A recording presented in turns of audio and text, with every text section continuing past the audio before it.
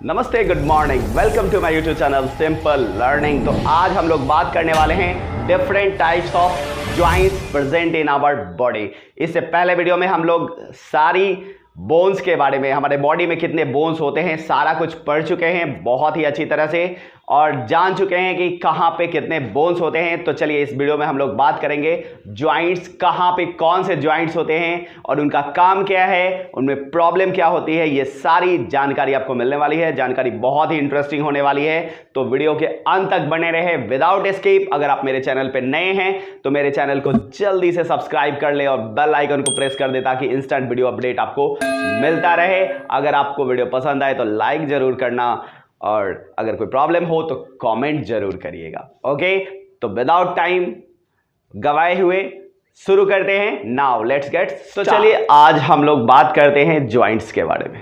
तो सबसे पहले जॉइंट्स होता क्या है, जहां पे दो बोन्स जुड़ते हैं, मिलते हैं, उसको हम लोग जॉइंट या संधि, हिंदी में संधि कहते हैं। ठीक है, जैसे यहां पे दो बोन्स ज्वाइंट होते हैं, ह्यूमरस है आपका, रेडियस अल्ना, यहां पे ज्वाइंट होता है तो इसको हम लोग क्या बोलेंगे, ज्वाइंट्स, संधि बोलेंगे। जहां पे दो बोन ज्वाइंट होते हैं उसको हम लोग ज्वाइंट बोलते हैं। तो चलिए आज हम लोग बात करते हैं डिफरेंट टाइप्स ऑफ ज्वाइंट्स के बारे में। सबसे पहला ज्वाइंट है हमारा, that is immovable. Immovable joint है जिसको हम लोग ये भी कह सकते हैं जो मूव नहीं करता है। वैसा ज्वाइंट जो मूव नहीं करता है उसको हम बोलते हैं इमूवेबल।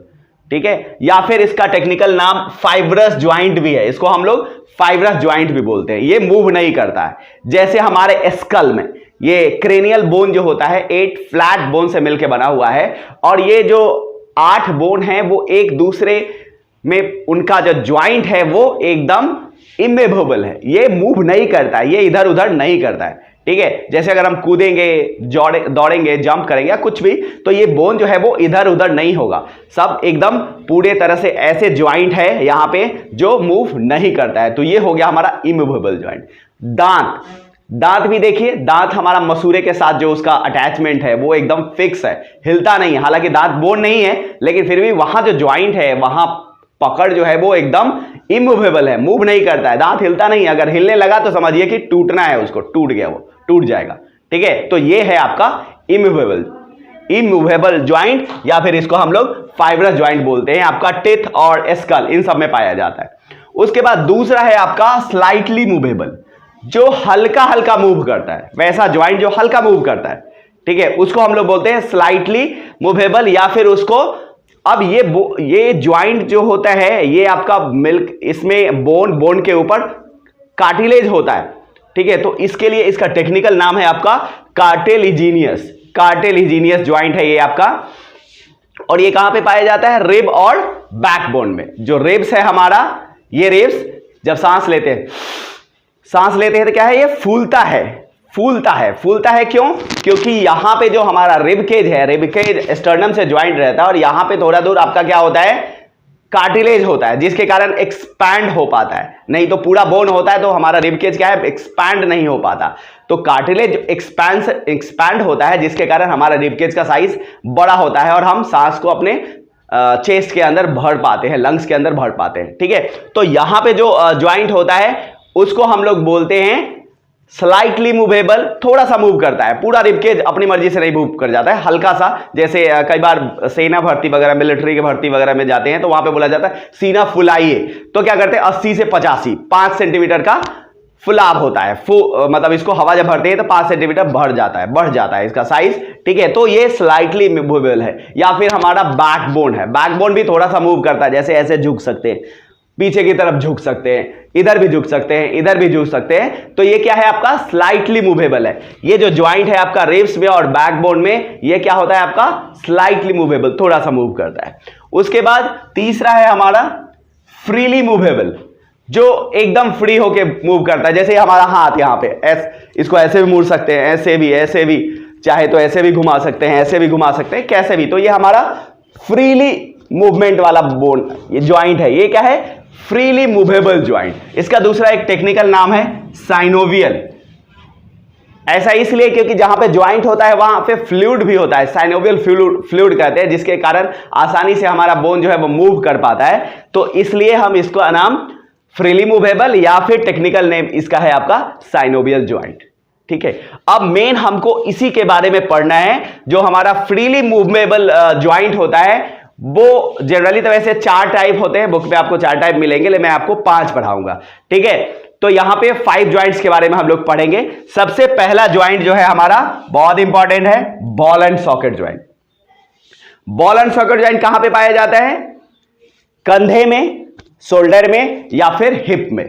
जहां पे बड़े बोन्स कनेक्ट होते हैं वहां पे generally ball and socket joint होता है। जैसे यहां पर कंधे में, कंधे में क्या है आपका, ये जो नीचे वाला ह्यूमरस बोन है वो यहां पे ज्वाइन होता है। यहां पे आपका शोल्डर वाला जो बोन है उसमें क्या होता है, बॉल लाइक स्ट्रक्चर होता है, ये इस तरह का स्ट्रक्चर होता है। और जो हमारा ये ह्यूमरस है इसमें बॉल, तो ये क्या है, बॉल इस हॉलो के अंदर जाता है, सॉकेट के अंदर जाता है। ये है सॉकेट और ये है बॉल, बॉल सॉकेट के अंदर जाता है। फिर ये क्या है, फ्रीली मूव कर सकता है, ये ऐसे ऐसे ऐसे भी जा सकता है, ऐसे भी मूव कर सकता है। मतलब सबसे ज्यादा मूवमेंट जो होता है वो आपको बॉल एंड सॉकेट ज्वाइंट में ही होता है, तो इसलिए इसको हम बोलते हैं बॉल एंड सॉकेट ज्वाइंट। और पाया कहां पे जाता है आपको, शोल्डर और लेग, जहां पे आपका फीमर जो है हिप गर्डल से कनेक्ट होता है वहां पे आपको बॉल एंड सॉकेट ज्वाइंट पाया जाता है। ठीक है, उसके बाद है आपका इसी का छोटा छोटा रूप है आपका सैडल ज्वाइंट।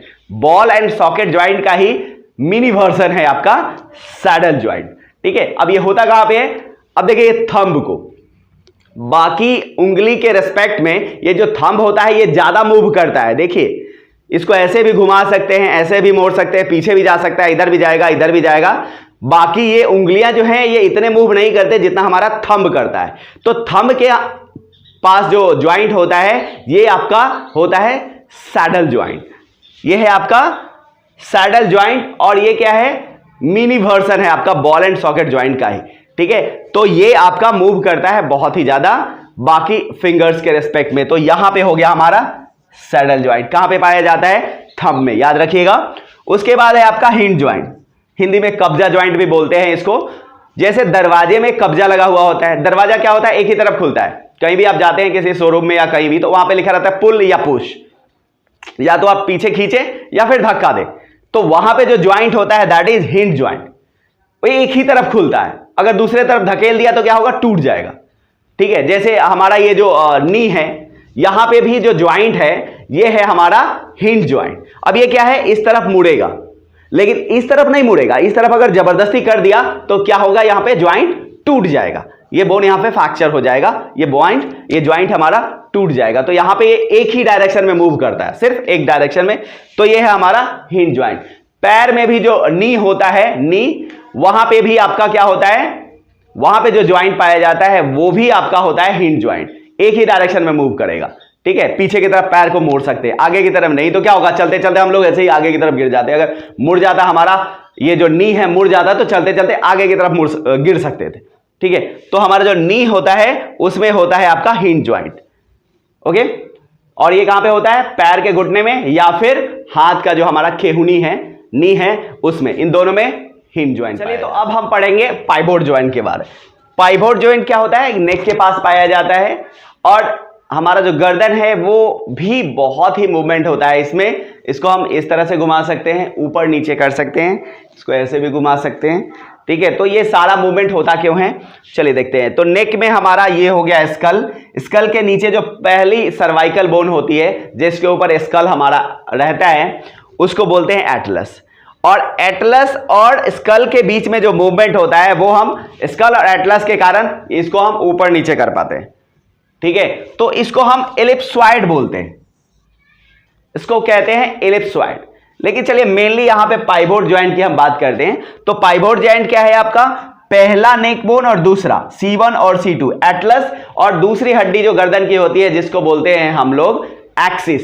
तो इन दोनों बोन के बीच में जो मूवमेंट होता है आपका लेफ्ट, अब हम क्या करते हैं, गर्दन को लेफ्ट राइट भी कर सकते हैं, लेफ्ट राइट कर सकते हैं। तो ये एटलस और उसके नीचे एक्सिस बोन है उसके कारण वहां पे मूवमेंट होता है लेफ्ट राइट, और ऊपर आपका स्कल और फर्स्ट बोन के बीच में होता है आपका ऊपर और नीचे। तो इस तरह से गर्दन को हम ऊपर नीचे दाएं बाएं बड़ी आसानी से मूव करा सकते हैं। और यहां पे क्या होता है हमारा पाइवोट ज्वाइंट।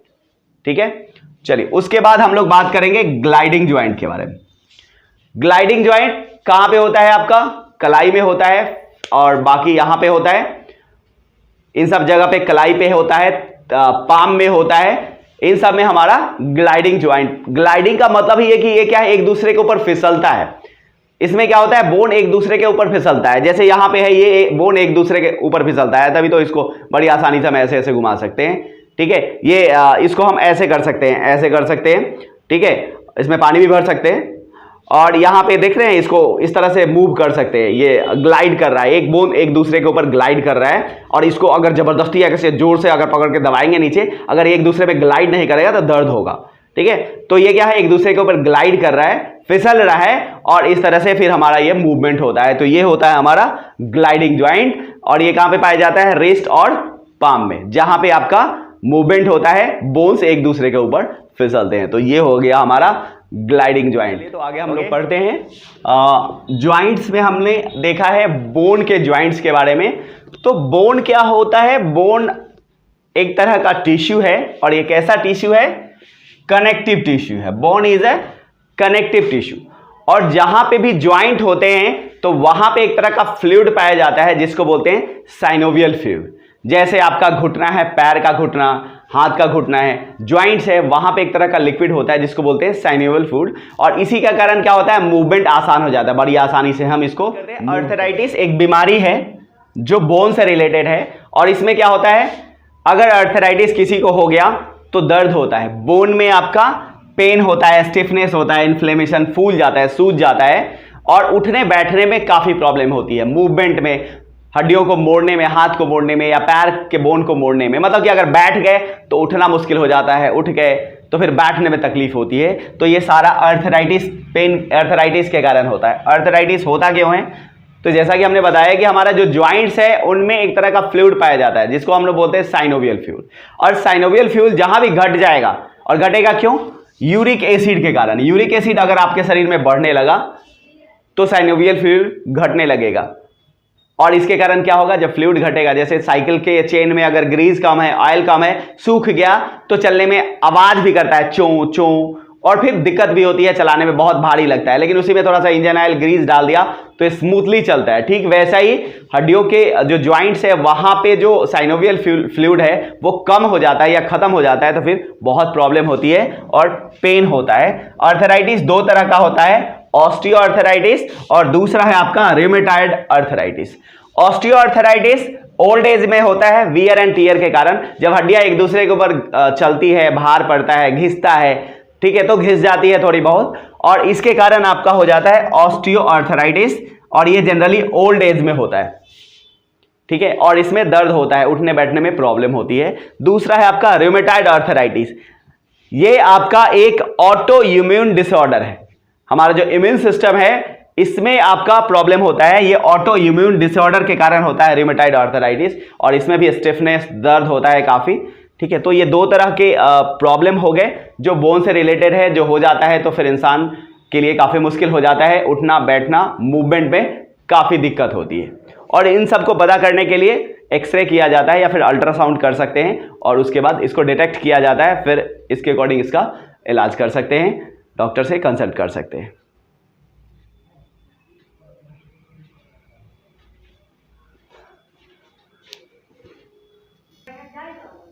हेलो,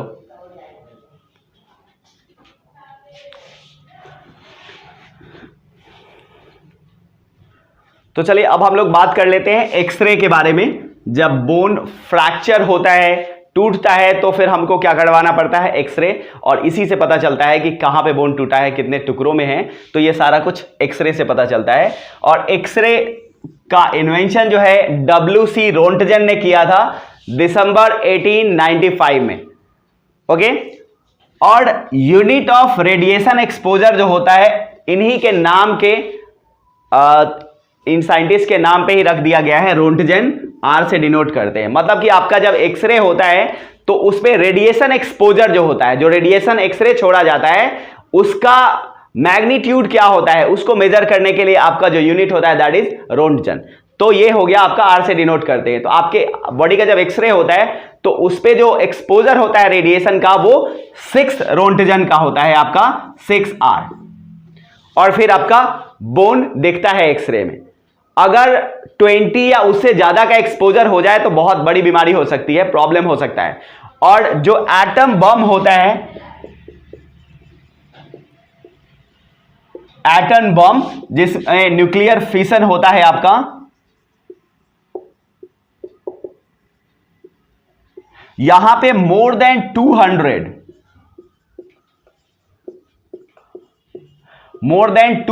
रोंटजन का रेडिएशन निकलता है, जो कि बहुत खतरनाक है, बहुत बीमारी हो सकती है, बहुत जान माल की नुकसान हो सकती है। तो ये 200 रोंटजन का रेडिएशन निकलता है, एक्सरे निकलता है न्यूक्लियर फिशन रिएक्शन से। तो न्यूक्लियर फिशन यहां पे एटम बम क्या है? एटम बम क्या है? एक तरह का पॉल्यूशन है। और इसमें किस तरह का पॉल्यूशन होता है? रेडिएशन का पॉल्यूशन होता है। और इसके कारण हमारे बॉडी में बहुत सारे चेंजेस होते हैं, इंसान मर जाते हैं, बहुत तरह तरह की बीमारियां हो जाती है इस एक्सरे के कारण। ठीक है, तो चलिए नेक्स्ट वीडियो में फिर मिलते हैं। इतना ही इस वीडियो में। Okay, bye bye.